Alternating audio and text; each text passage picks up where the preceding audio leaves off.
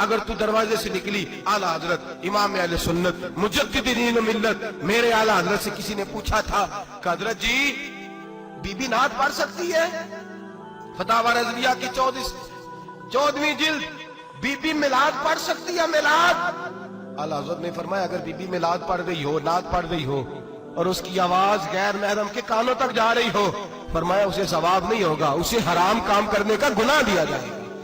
Be be کو منع ہے، وہ نعت کی آواز بھی عورت کا ہی نہیں پڑتا، دین میں تو عورت کی آواز کا بھی پڑتا ہے۔ دین میں تو عورت کی حضرت سیدہ زینب، حضرت فاطمہ کی وہ لخت جگر جو میدان کربلا میں امام حسین برابر کی شریک رہی سیدنا امام حسین کے ساتھ۔ یحییٰ بن معین کہتے ہیں میں 15 سال تک حضرت زینب کا پڑوسی رہا ہوں۔ 15 سال، گھر برابر ہوتا ہے نا، بندہ بی بی دیکھ ہی لیتا ہے۔ وہ بی بی کبھی پردہ ڈال کے جا رہی ہے دوائی لینے، کبھی نظر آ ہی جاتی ہے۔ کہتے ہیں 15 سال میں سیدہ فاطمہ کی بیٹی کا پڑوسی رہا ہوں، میں نے کبھی برقعے میں چھپی ہوئی زینب بھی نہیں دیکھی، برقعے میں چھپی ہوئی زینب بھی کبھی نہیں دیکھی۔ حضرت عبداللہ بن جعفر طیار جناب علی المرتضیٰ کے بھائی تھے، ان کے بیٹے کے ساتھ ان کا نکاح ہوا تھا، بیمار ہو گئی تو حضرت عبداللہ کہنے لگے زینب چل تجھے حکیم کے پاس لے جاؤں، طبیب کے پاس لے جاؤں۔ تو حضرت زینب کہنے لگی آپ جائیے میرا حال بتا کے دوائی لے آئیے۔ تو حضرت عبداللہ جعفر طیار کہنے لگے شریعت میں گنجائش ہے ڈاکٹر کے پاس جانے، حکیم کے پاس جانے کی گنجائش ہے، تو چلتی کیوں نہیں؟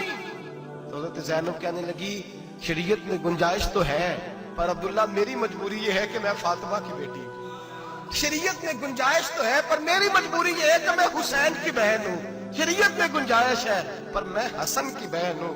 شریعت میں بڑی گنجائش ہے پر لوگ مجھے محمد عربی کی نواسی کہتے ہیں۔ گنجائش تو ہے پر میں نہیں نہ نکل سکتی، اس لیے کہ جتنا کوئی اپنے آپ کو دین کے قریب جانتا ہے اتنا اس کے پیروں میں شریعت کی زنجیریں زیادہ ہوتی ہیں۔ تو جناب سیدنا عبداللہ کہنے لگے اگر تو پردہ کر گئی، اگر تو چلی گئی، فرمانے لگے یہ تو اللہ کی مشیت ہے، تو دوائی لا دے تاکہ میں کھا لوں، اور اگر میں چلی گئی تو میں اپنی ماں سے جا کے کہوں گی کہ اماں ساری تکلیفیں میں نے چھاتی پہ برداشت کی ہیں پر میں نے تیرے پردے پر آنچ نہیں آنے دی۔ میرے بھائی یہ اسوہ نور ہے، یہ اسوہ حسنہ ہے، یہ ہمیں سکھایا جا رہا ہے۔ میرے حبیب کریم کی بیویوں کا یہ حال تھا، بیویوں کا اپنے گھر کے آنگن میں حضرت عائشہ صدیقہ، حضرت سودا جناب حفصہ اپنے سین میں جب بیٹھتی تھی نا تو دیوار کی طرف منہ کر کے بیٹھتی تھی، دیوار کے ساتھ لگ کے دیوار کی طرف۔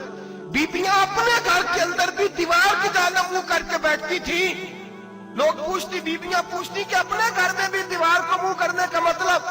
کہتی ہو سکتا ہے کچھ چھت پہ چڑھے اچانک نظر پڑے تو ہم چاہتی ہیں پھر بھی ہمارا چہرہ نظر نہ آئے اسے، پھر بھی ہمارا چہرہ نظر، ہم اپنے گھر کے اندر بھی پابند رہتی ہیں کہ ہمارے چہرے نظر نہ آئے۔ خدا را بڑے پیسے زندگی میں لٹائے ہیں، 1000 1500 برقعے پہ بھی خرچ کرو، وہ گھر لے جاؤ، وہ اماں کو بھی دو، بہن کو بھی دو، بیوی کو بھی دو، اس کو کوئی پہن لے، اس لیے کہ جب تو حضرت فاطمہ کے طریقے کا پردہ کرے گی تو تیرے آنگن میں سیدہ زینب کی طرح کی بیٹیاں پیدا ہوں گی، وہ اس سنت پہ چلنے والی بیٹیاں تیرے آنگن میں آئیں گی۔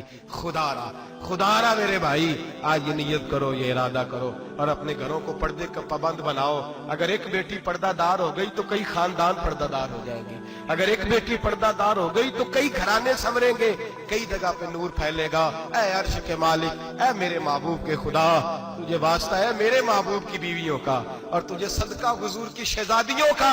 اے اللہ اتنا کرم برسا، اتنی رحمت برسا کہ میرے وطن کی بیٹیاں اور میرے وطن کی مائیں بہنیں بچیاں یہ سمجھ جائیں کہ ہماری نجات صرف حضرت فاطمہ کے برقعے میں ہے، حضرت عائشہ کے پردے میں ہے، سیدہ خدیجہ الکبریٰ کے حجاب میں ہے۔ اللہ کرے یہ سمجھ جائے اور یہ جب بھی سجدہ کریں تجھ سے حیا ہی مانگیں، یہ تجھ سے جب بھی سجدہ کریں یہ تجھ سے اپنے لیے چادر تطہیر اور پردہ تنویر ہی مانگیں۔ اللہ کرے مجھ بے عمل کی منہ سے نکلے ہوئے لفظ کسی کے دل میں تاثیر بن کے اترے اور پھر دنیا کے اندر یہ رواج عام ہو کہ ہر کوئی پردہ کرے، ہر کوئی با پردہ ہو جائے۔ اے اللہ تو تاثیر نازل فرما، اے اللہ تو عمل کی دولت نازل فرما، اے اللہ ہماری بیٹیوں کو عزت کی چادر عطا فرما، ہمیشہ مدحت خیر الانام میں گزرے۔ دعا ہے یہ عمر درود و سلام میں گزرے۔ آخر دعا